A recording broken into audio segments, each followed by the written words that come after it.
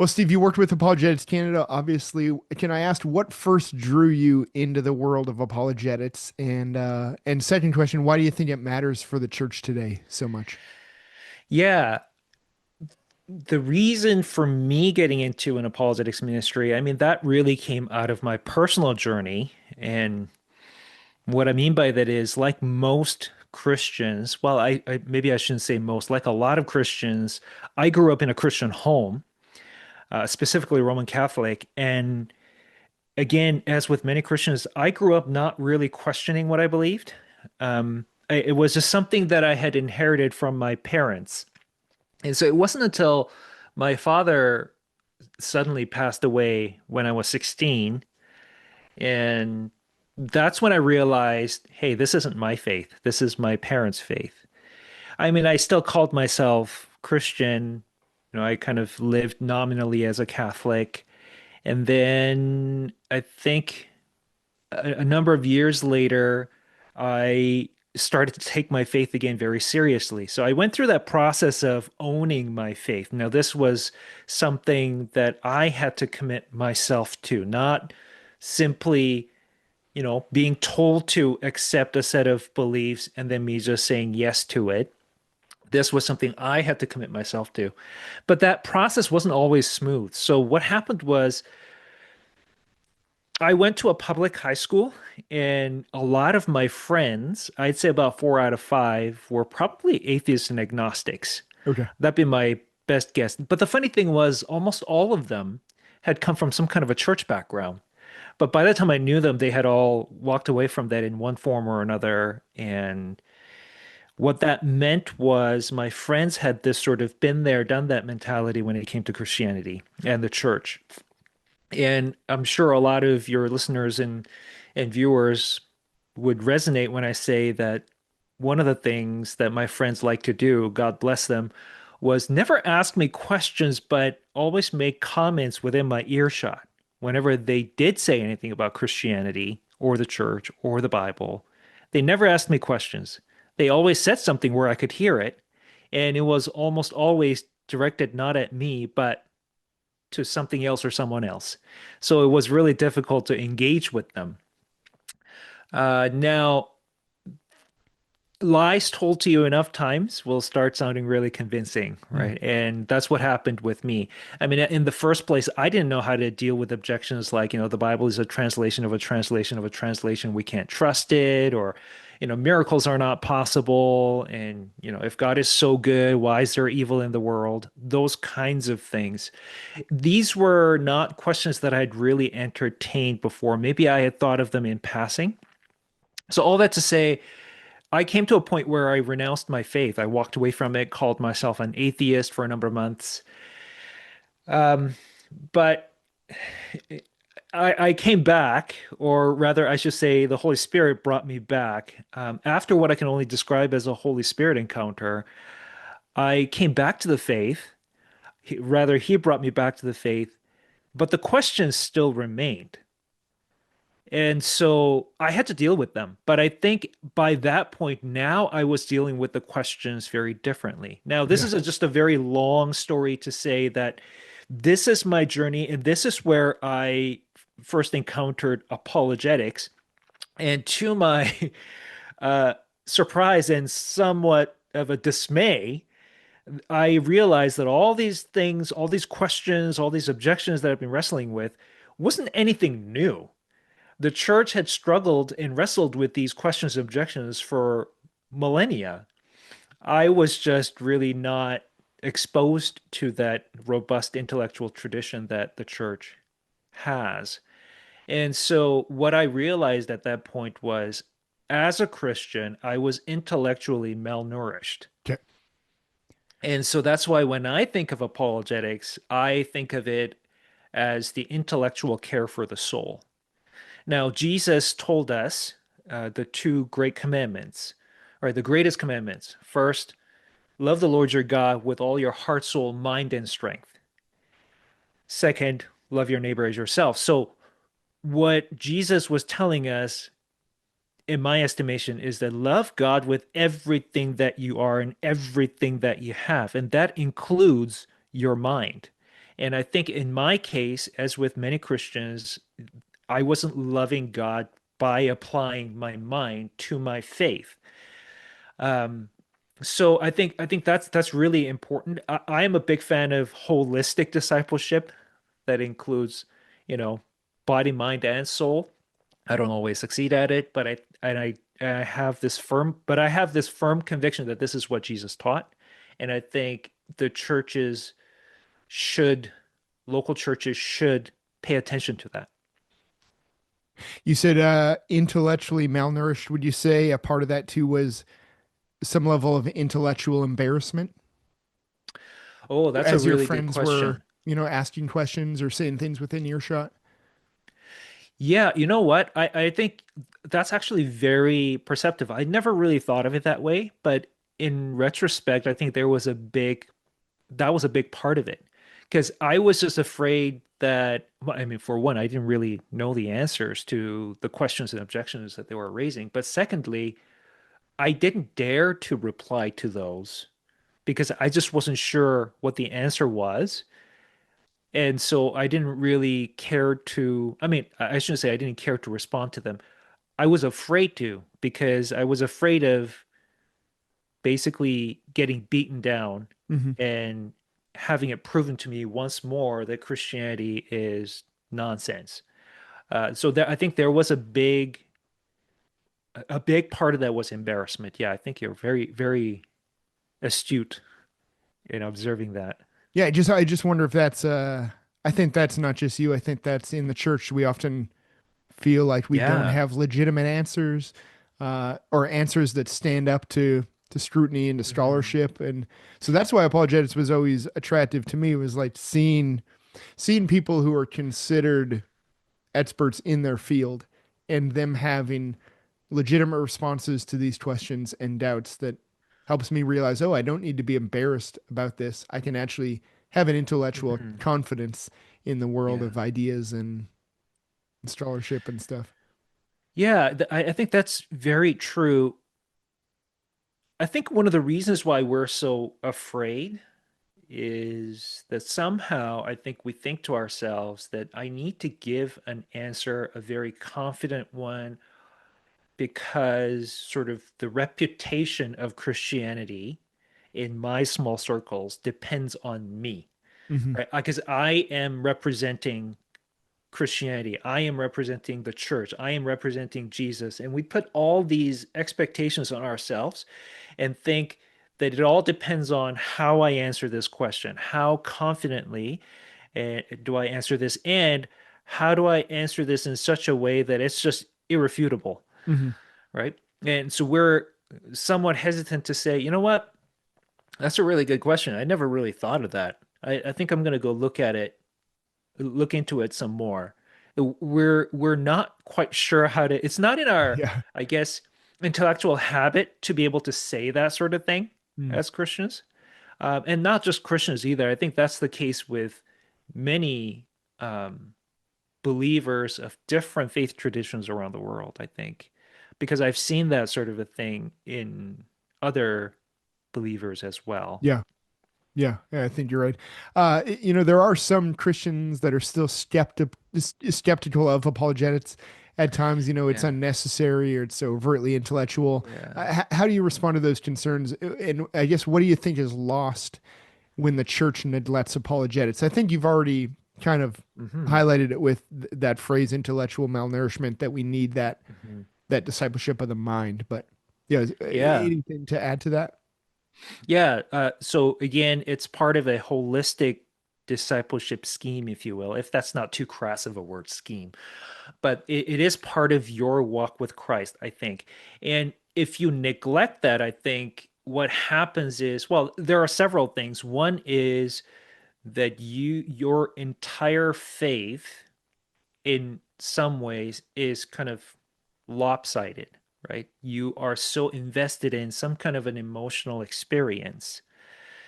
It's almost like when you have a stool, three-legged stool, and you cut out one of the legs. I mean, you might be able to sit on the stool still, but it's going to take a great deal of effort, and that's just Yeah. not the way the stool is designed. And I think I look at it that way.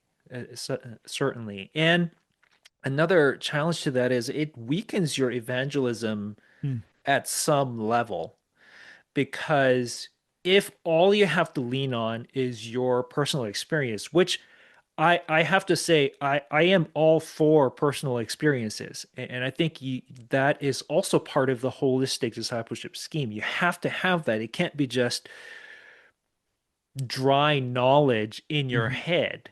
It's got to be a holistic thing, right? I use that word over and over again, but it's got to cover all aspects of our existence.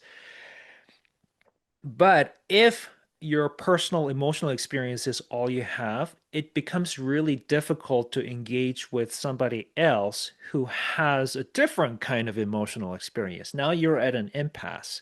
So, a great example of that is this. I had some Mormon missionaries come to my door a number of years ago when I was living in Abbotsford, British Columbia, which is the sort of known for being the Canadian, well, the buckle of the Canadian Bible Belt, or so I'm told, right? Lots of churches around everywhere, lots of religious activity around. So, you get your Mormon missionaries come to your door. So I invited them in and we started chatting about Mormonism. And when you have Mormon missionaries come to your door, one of the first things by the end of the first meeting, what they want to do is they want to give you a copy of the Book of Mormon. And then they issue what's known as the Moroni 10:4 challenge. So the Book of Moroni is the last book of the Book of Mormon, and chapter 10 is the last chapter. And in verse 4, there's basically a challenge. If you doubt that whether these things are true, then pray in faith and sincerity to the Holy Ghost, and he will basically testify. That's where the burning in the bosom Okay. comes in, Oh, right? interesting. And so for most Mormons, this is the foundation of their faith. They've had that burning in the bosom. So I had my Mormon missionaries there say, we know this is true because we had this experience. Hmm.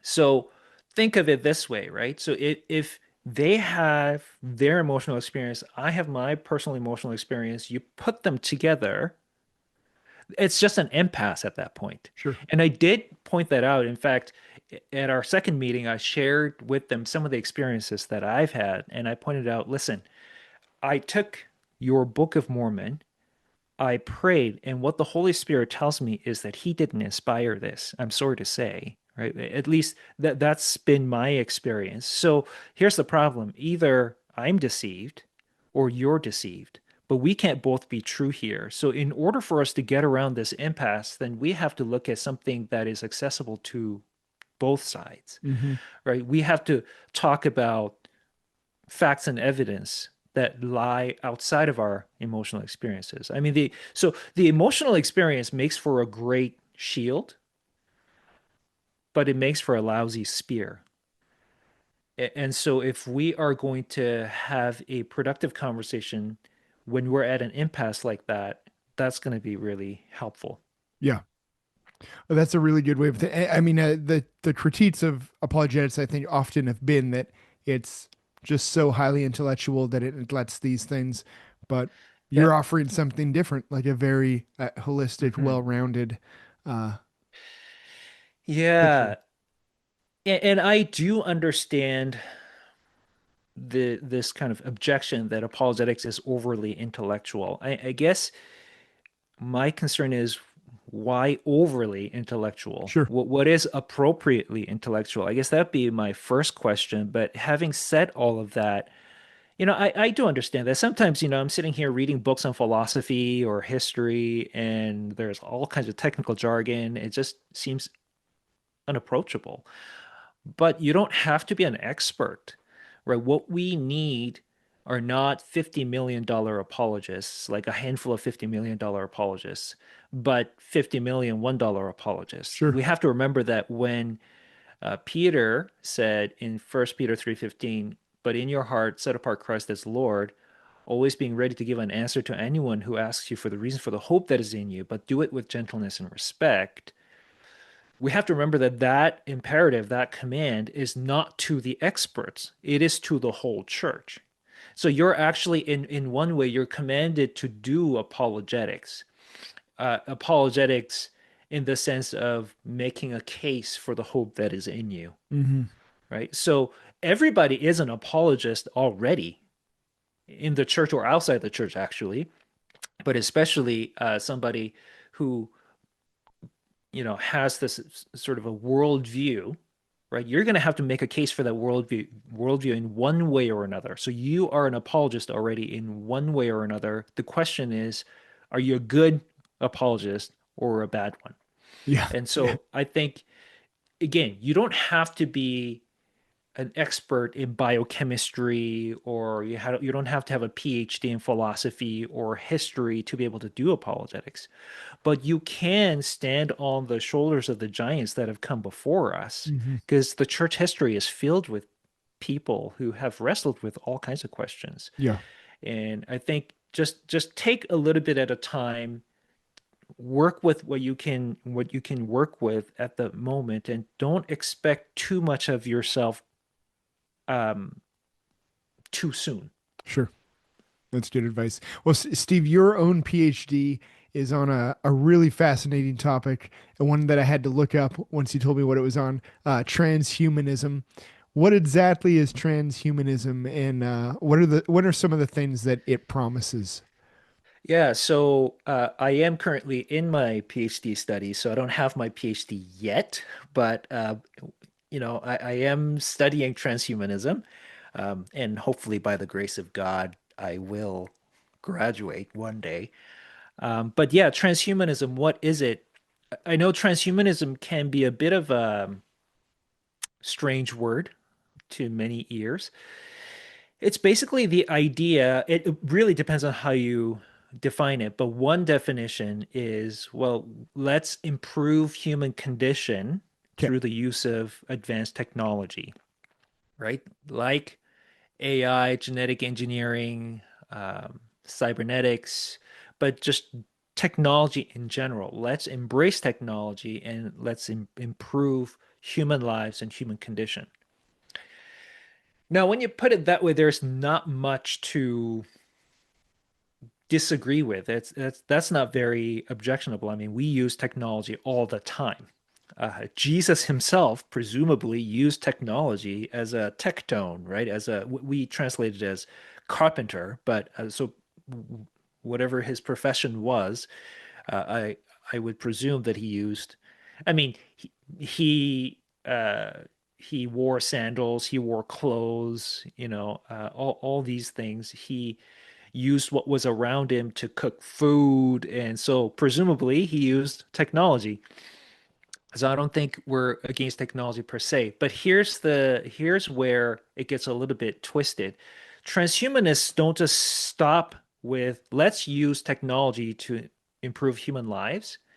They will then say we can integrate with technology in such a way that with over time, with the accumulation of these pieces of technology, we can go beyond being human. And I think that's the key phrase. Okay. We want to go beyond human because that's what transhuman means.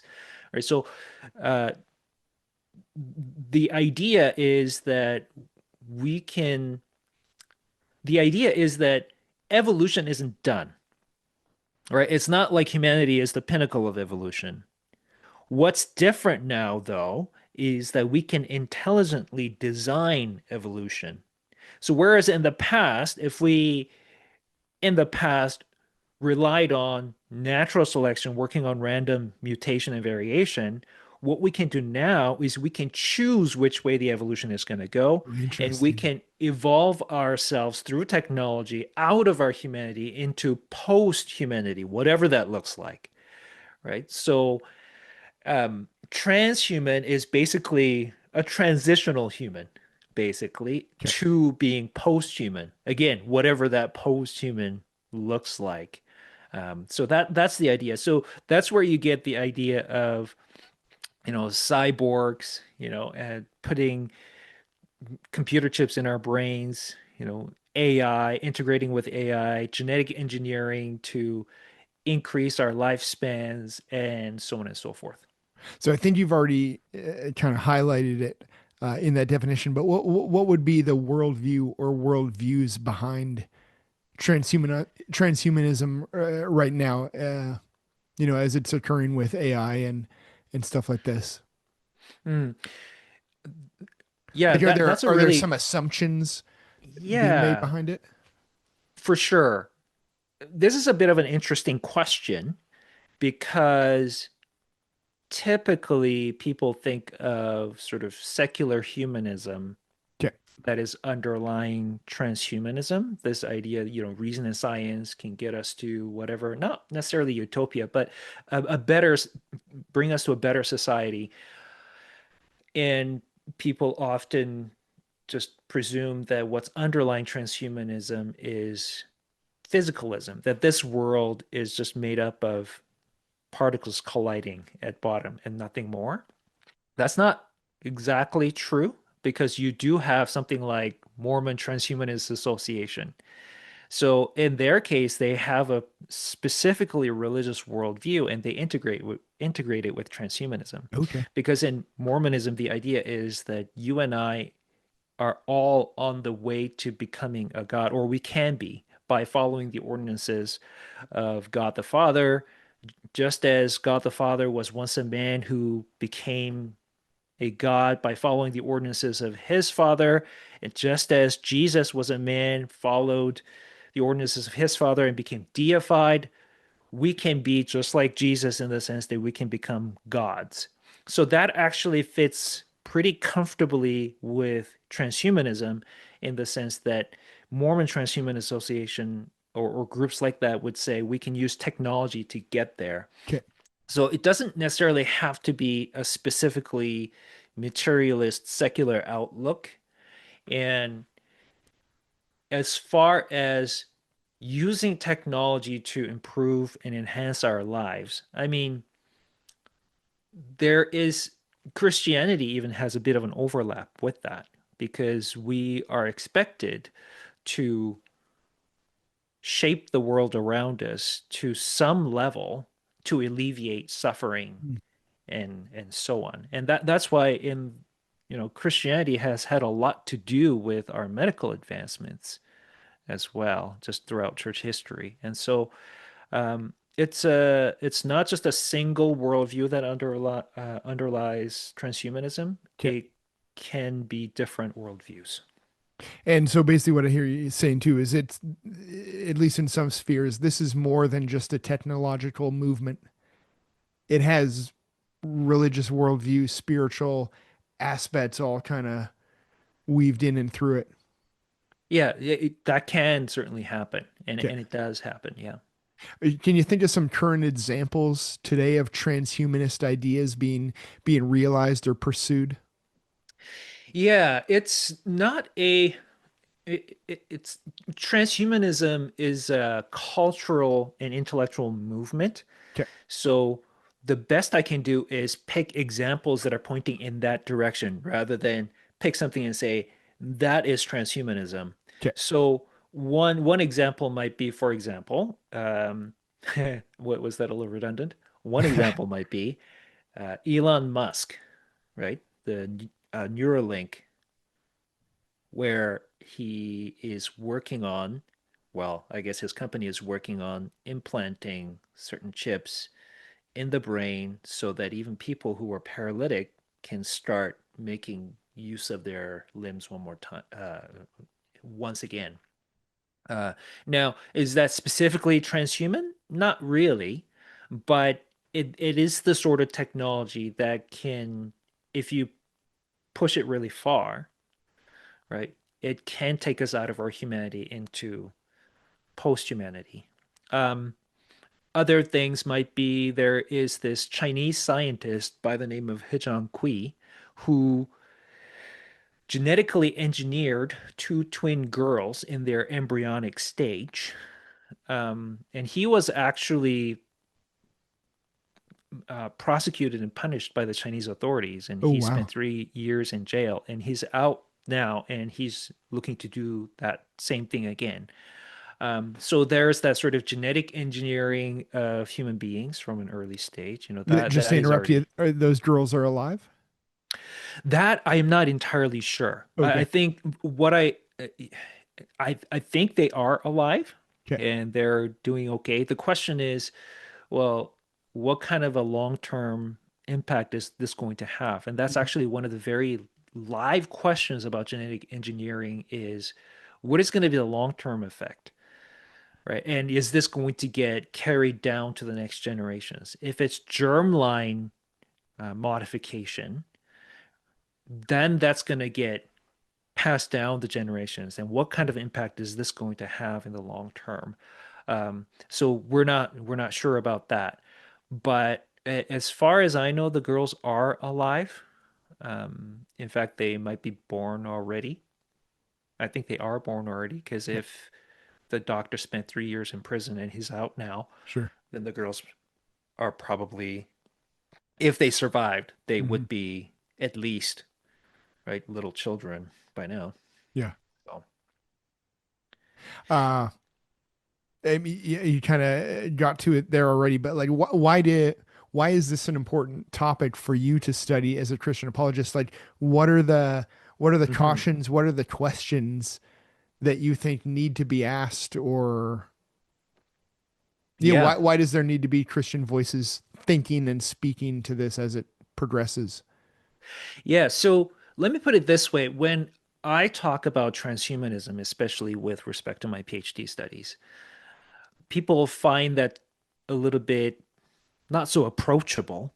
So the way I pitch it to my friends and family when they ask about it, I give them a scenario. Let's say, your grandchild, let's say, comes to you and says, Papa, my friend so and so at school is way smarter, way more beautiful, way faster. She's just good at everything because she was genetically modified when she was an Mm. embryo. Why didn't you do that for me? What would be your response to that, especially as Christians? So that just at least gets people thinking about this question. Oh yeah, like why should we do that? And why shouldn't we do that? Now, especially for Christians, this question connects with what it means to be human and what's our place in this cosmos, Mm. especially as children of God Most High. Um, is there such a thing as playing God when we are trying to, for example, genetically engineer unborn babies, to make them fit with our human desires? Is there anything wrong with that? So it raises a lot of these very important questions that connect directly with the questions of our humanity and more broadly, our worldview questions about where do we fit into the grand scheme of things? Hmm. And that's why I think the question of transhumanism is really important. Have you found that most Christians in the church are aware of this movement, or It depends on who I talk to, okay, I've found. Some people, for example, they are interested in certain political phenomena around the world. So they will be familiar with the word transhumanism because they heard it from groups like World Economics Forum. okay, They talk about it from time to time, and so they've heard those terms before more from the political context. I'm dealing with more of the philosophical historical context of things. Um, but largely speaking, most people that I talk to in the church are either not aware of it, or if they are aware of it, they are very quick to dismiss it okay. and say, well, of course, we need to reject transhumanism. Um, I am not as sure about that, or at least my response would be a little bit more nuanced than, well, just say no to transhumanism. Yeah. I want to ask, well, what do you mean by transhumanism? Are you just talking about technological enhancement of human life, human conditions, and what does that look like? All those kinds of things. And so when I start bringing up questions about therapy, for example, because technology can be used for therapeutic purposes, healing people, alleviating suffering. well, you're not saying that you're against that, are you? You know, those kinds of things. And so, yeah, that's what I've seen so far. Okay. People either have a very kind of a niche understanding of what transhumanism is, or they're not aware of it. And if they're aware of it, they're very quick to dismiss it, a little too quickly, I might Yeah. add. So I think this conversation is needed, and I think it's very timely. No, as you pursue this as a PhD topic, you framed it through Nietzsche and Chesterton. Can I ask why did you choose Yeah. them as conversation partners for Yeah. this study? That's a very good question. So let me give you a bit of process that it took. So when I first wanted to study transhumanism using Friedrich Nietzsche and G.K. Chesterton as sort of foils. Now, for those listeners and viewers who are not familiar with who these guys are, Friedrich Nietzsche, who was a German philosopher, he lived in the 19th century, so 1800s. He passed away on in the year 1900. G.K. Chesterton lived around the same time, just kind of straddling the turn of the century. So they were something of contemporaries. Friedrich Nietzsche, if even if you don't know the name, most people know it by his very famous phrase, God is dead. That's the philosopher. That's the guy known for making that proclamation, God is dead. Um, G.K. Chesterton, Christian writer, he was very much, the central theme of his writing was gratitude, contentment, and the wonder at the world that we're living in, those kinds of things. Now, Friedrich Nietzsche was very much about, okay, we need to uh, constantly overcome ourselves, overcome our limits, and be the Ubermensch or the overhuman or Superman, however you want to translate it. We need to sort of rise above the herd morality, the conventional morality. We need to create our own values and live by them.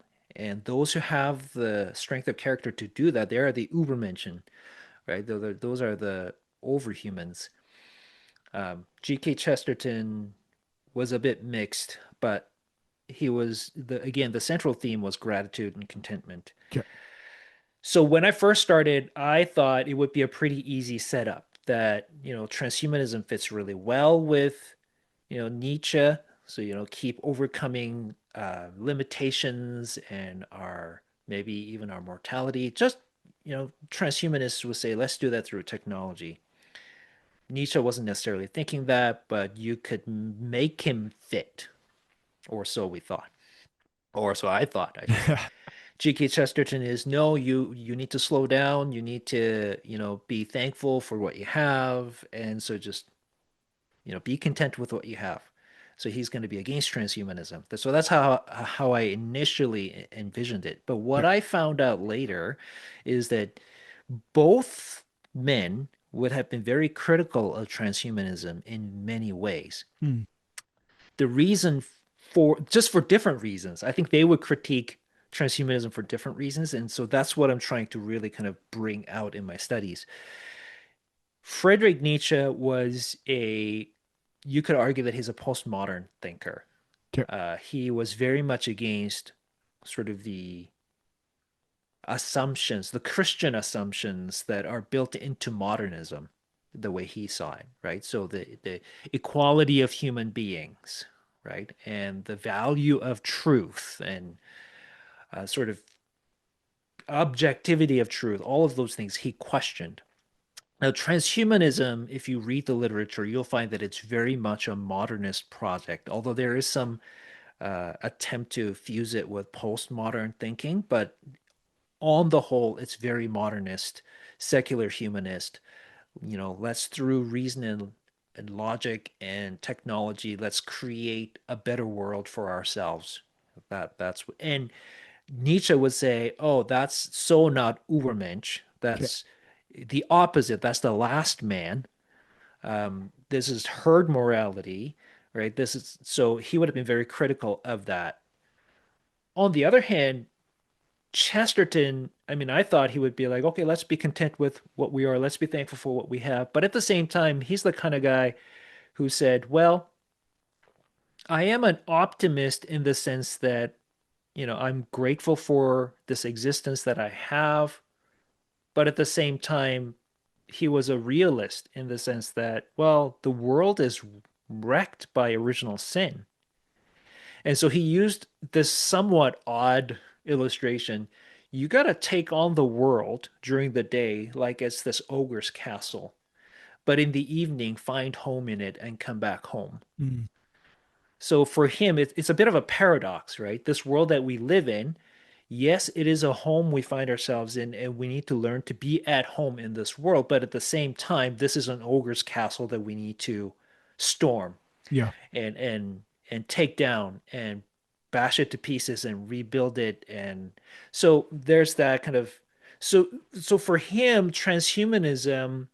Now I got to be careful because he wasn't dealing with transhumanism in his day necessarily, but if I were to apply Chesterton's thoughts on transhumanism, I could say one could argue that yes, we should use technology to improve human condition, but at the same time, if you don't hold it in tension with this is our home, this is our body, and find some contentment in it, right? Saying enough is enough, then it's going to be a problem.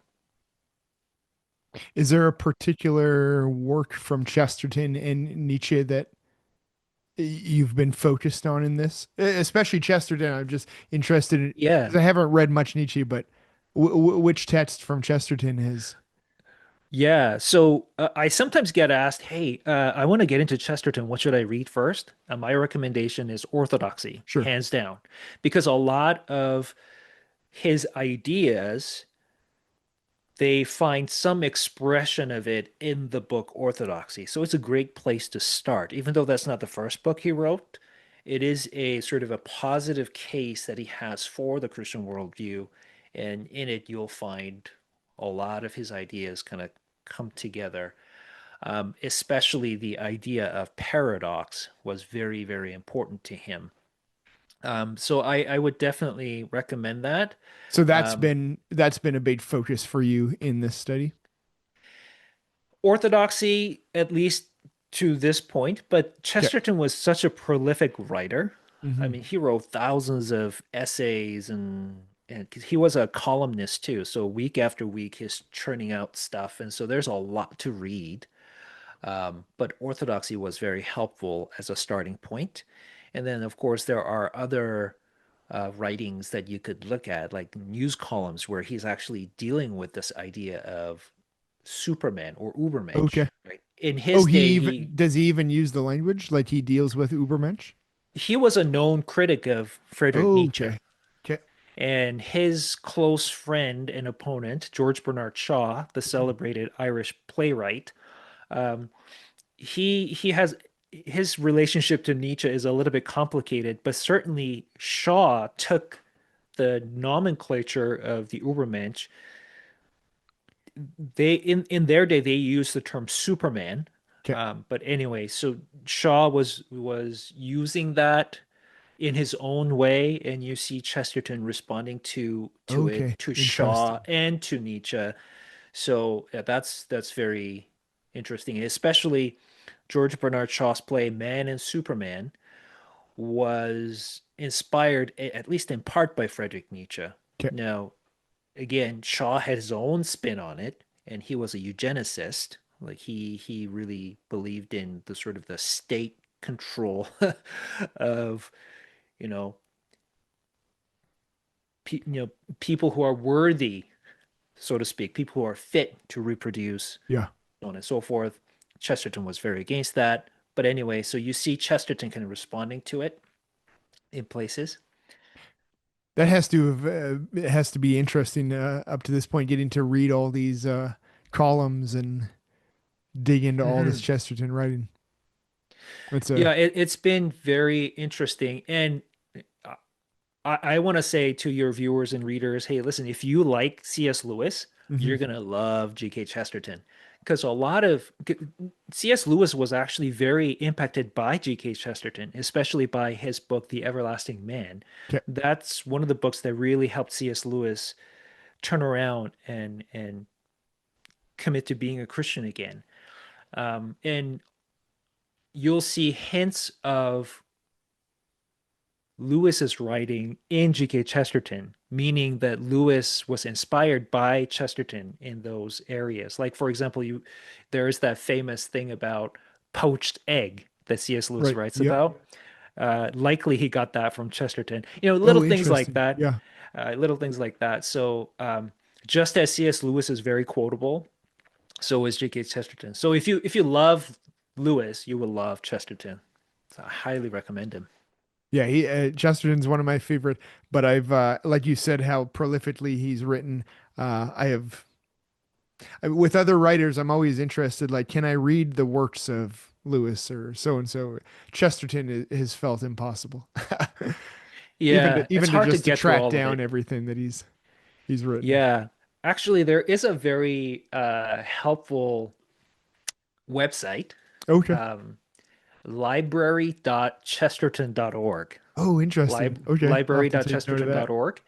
So it has almost all of Chesterton's writings. Okay. This was put together. The Chesterton Digital Library was put together by the Society of G.K. Chesterton down in the States. Okay. I think the president is Dale Ahlquist, who is one of the few bona fide, or I should say bona fide, G.K. Chesterton scholars.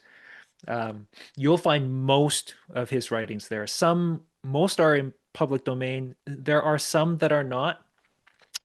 Some of the columns that he's written for certain newspapers, those are not public domain yet, but you'll find almost everything there. I appreciate that. That's a site I'll check out. Back to transhumanism, Hmm. Steve.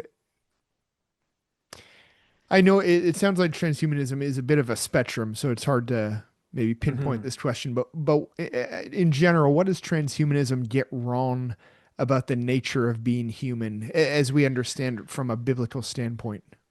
Yeah, so let's connect it with what you were asking earlier. What are some underlying assumptions Hmm. and worldview, that sort of a thing? I think one of the key weaknesses of transhumanism, just kind of typically understood, it it operates on the assumption that being human is inadequate, Okay.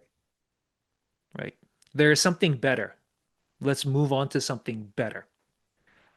So whatever it is, there is very much this sense of, and that's what connects Friedrich Nietzsche to transhumanism is they both share this idea that being human isn't enough.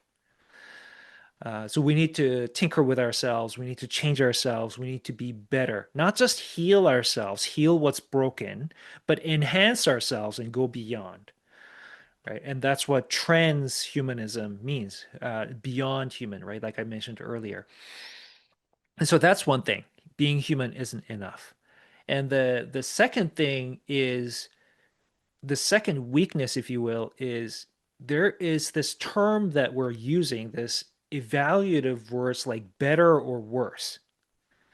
Now, the problem with that is in order for you to be able to make that kind of value judgment, you need the best. You need a standard, right? That's how you're able to tell whether something is better or worse.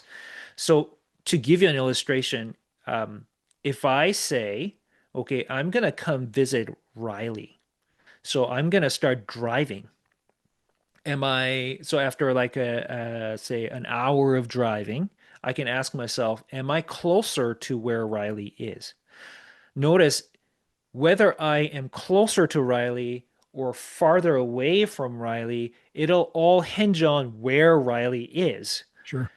If you're constantly moving around, I'm not going to be able to say, okay, I am closer to where Ryley is, right? And if you are constantly moving around, then I don't have to drive anywhere. And I might check in an hour, say, okay, I'm closer to where Ryley is. Check another hour. Oh, now I'm farther away from where Ryley is. And so in order for us to measure whether something is better or worse, we have to have that kind of standard that's not moving around all the time. But the problem is in transhumanism, there is no agreed upon telos Mm. or that end point, that final fulfillment of things. So let's say, for example, when people say, well, we want to be faster, let's say, that presupposes that being fast is a good thing. But that's questionable. We might say that in our culture where efficiency is key, but in other cultures, efficiency isn't a very high priority. They're more about slowing down, enjoying life, or being contemplative, and so on. Mm. We say being able to memorize lots of things, right? That's a good thing. Well, is it a good thing? Well, it depends on who you ask, right? So what is the standard of this ideal human being? Transhumanism doesn't really have a say. Well, I should say among transhumanists, there are lots of different views on that. And so it's harder to say we're getting better or we're getting worse. The only thing we can say is we're changing. Okay. But change doesn't mean whether we're getting, doesn't tell us whether we're getting better or worse. Mm-hmm. But Well, that's if at interesting. the same time, when you read transhumanist literature, they're constantly using those evaluative words like better or worse, right? Or that's at least implied all throughout Okay. without any sort of view towards where are we going. I mean, it seems like such a confusing and obviously moving space, a moving target. Eh, Have you come across, uncovered, thought of any kind of principles in terms of how we discern wisely in this space? Like, I think you've already hinted at it already, but there are, in your view, some, I don't know if you'd call them transhumanist technologies that Christians should embrace that Hmm. aren't just evil, I don't know, Hmm. by label or nature. How, where does one even begin to navigate Yeah. this? The tricky part of it is that we all use technology already, Sure. right? I'm wearing glasses, I'm using these headphones, I'm wearing clothes, right? You and I are living in homes with, central heating, those kinds of things. And we use technology all the time. And like I said earlier, even Jesus himself presumably used technology. So technology in and of itself is not a bad thing. Having said that, technology is not always a value neutral thing. And so when you look at something like social media, right, it's not a value neutral thing in the sense that the creators of whatever social media platform, they are putting in their values of, so in other words, they are in a sense, these social media platforms are being built on the foundation of what the creators themselves think are important and valuable. Human connection, yes. Commercialism, yes, right? And exchange of information, yes. Um, and so when those things all converge, so we often think of technology like a knife, where knife is a value neutral thing that you can use to kill someone, or maybe you can use the knife to cook, right? It depends on the use of it. It's true to some extent, but not all pieces of technology are that value neutral, Mm. right? And they can certainly be misused. So we got to be a little bit more mindful of what does this piece of technology tell us about who we are, right? So that's one thing to keep in mind. So when we are, for example, trying to genetically tinker with ourselves, what does that say about our view of who we are? Are we the just sort of, to put it crassly, you know, bags of chemicals on bones that we can just tinker with however we want? Or is there something sacred about us or to sacred about someone else, right? My friends, my family, or my neighbor, right? So those are some things that we need to keep in mind. I think what I would say is, hmm, how do I approach this? the question is going to ultimately rest on what is a human being, Mm. right? So, okay, let me approach it this way. Often in this conversation, people talk about two things. One is therapy, Okay. the other is enhancement, right? So there are some, oh, there you go. What are those? If they saw my It's fingers. funny. So there's therapy, there's enhancement. Now we use technology for therapy all the time. We do surgeries, we have medication, and those kinds of things. But then there are also technologies that just improve, um, that are meant to improve us, right? And the problem is those two things often overlap. So LASIK surgery, for laser eye surgery, for example, it can be used to heal our vision, restore it to what it's supposed to be, or you can use the same kind of technology to get better than 20/20 vision. Mm. So therapy and enhancement, the line, there is a bit of a blurry line in between. Like vaccination, is that therapy or is that enhancement?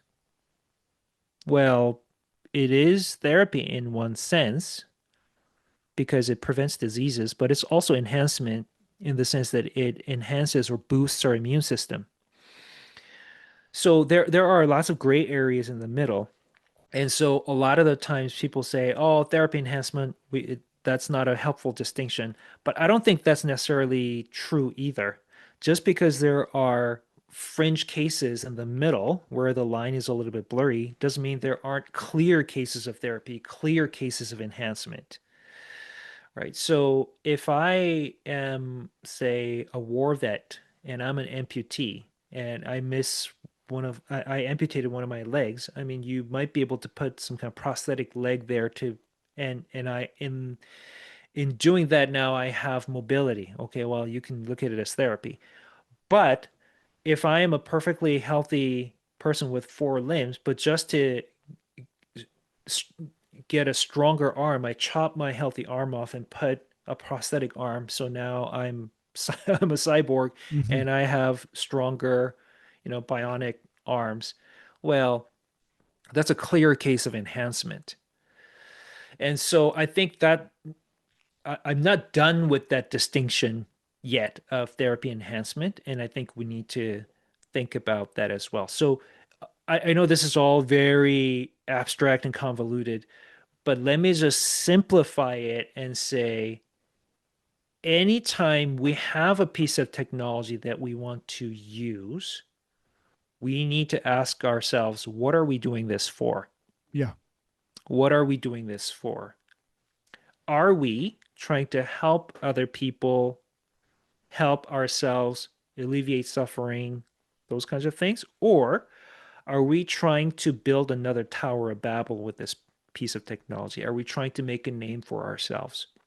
Are we trying to build a different technological utopian society kind of garden apart from the Garden of Eden? Especially as Christians, those questions are going to be important. Yeah. As you're talking, I'm just thinking, and this is probably too abstract and uh maybe semantical too, but I'm just thinking like is the line, it's not necessarily a on this side of the line it's sin and this side it's not sin, but it's just that we're, I don't know, moving in this direction of, like you said, Hmm. the babble of like, we're pursuing godlike status, or we're living within the, I don't know, the image of God. I'm just trying to think, what are the categories that we're even discerning here? Because maybe it's Hmm. not as simple and black and white again as like this is sin and this is not Hmm. sin, but just that we're No, that moving in a sinful direction, or yeah. yeah, that's a great point because we can sometimes get so worked up with individual acts and we don't really pay attention to what are we doing as a whole when these Hmm. things are all put together. So, um, when we read the Bible, for example, especially as Christians, we can get so wrapped up in, okay, is this sin or is this not? Hmm. So, for example, young people sometimes ask, you know, is it a sin to do X, Y, Z with my girlfriend, let's say? And whenever I hear that kind of question, I can't help but think of that teacher of the law who came to Jesus and asked, "Who is my neighbor?" Sure. It's the same kind of question. So what you're trying to do is trying to create a convenient boundary, and you're going to go as far as you can, right? Without crossing over the boundary. Now, what's interesting is in the this that story where the teacher of the law comes and says, "Okay, who is my neighbor?" You said, "Love your neighbor as yourself. Who is my neighbor?" And Luke specifically tells us that he asked that question because he wanted to justify himself. Mm. So he's expecting Jesus to tell him, "Well, your Jewish neighbors, they're your neighbors." Because then he can hate anybody outside of that boundary with impunity. But what Jesus does is tell the parable of the Good Samaritan, which at the end, basically, Jesus is saying, "Hey, listen, you know, out of the three that out of the three that came to this man who's lying half dead on in the wilderness, two passed by. The Samaritan, your enemy, came and helped him. Okay, which of these three proved to be a neighbor? Well, the one who showed him mercy, the teacher of the law said. And Jesus said, yeah, you go and do likewise. In other words, what Jesus said was, okay, you're asking the wrong question. Your question shouldn't be, what are the boundaries of my neighborhood? Who's my neighbor? Rather, you should be asking, am I being neighborly to somebody else? The problem is you, not the boundary. Sure. Don't ask who's the neighbor. Are you being neighborly? And I think it's similar when a young person asks me, is it okay to do X, Y, and Z with my girlfriend? Maybe you're asking the wrong question. What kind of a person do you want to be? Are Hmm. you being honorable to your girlfriend or boyfriend or whatever the case might be? Right. And rather than asking, is this right or wrong? Now, I'm not a relativist of some sort. I do believe in clear right and wrong. Sometimes there are fringe cases you're not really sure. What's really missing in this conversation is wisdom, right? Is it wise to do X, Y, and Z with your Hmm. girlfriend? Instead of asking, is it wrong or is it right to do X, Y, and Z? Ask, is this wise? Yeah. And I find that people, that's why sometimes the Bible seems contradictory because in the book of Proverbs, for example, it says, do not answer a fool according to his folly, lest you become like him. But at the same time, right next verse, it says, answer a fool according to his folly, lest he be haughty in his own eyes. In other words, what the book of Proverbs is saying is you need to know when to use what. It's not a matter of saying this one thing is the right thing to do, this other thing is the wrong thing to do. No, you need to exercise wisdom. And I think that's part of what we really need when we are asking even questions about technology. What technologies should we use? We need to think about wisdom and we need to think about where this whole thing is going. Yeah.